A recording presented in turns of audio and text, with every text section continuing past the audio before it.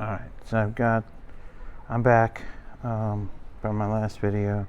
So I'm going to show you how to do this. I put this 1x2 here. And I'm going to take this, because that's going to make that a little bit more sturdy.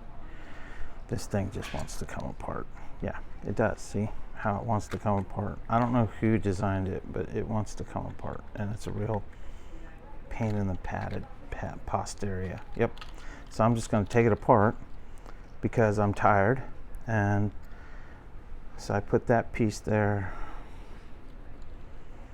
And what I'm going to do with this is I'm going to put this right back where it belongs, right back on here, like this.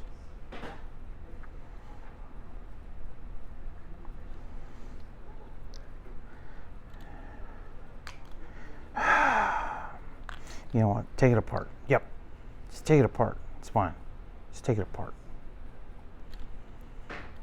I can't anymore. I just can't. All right.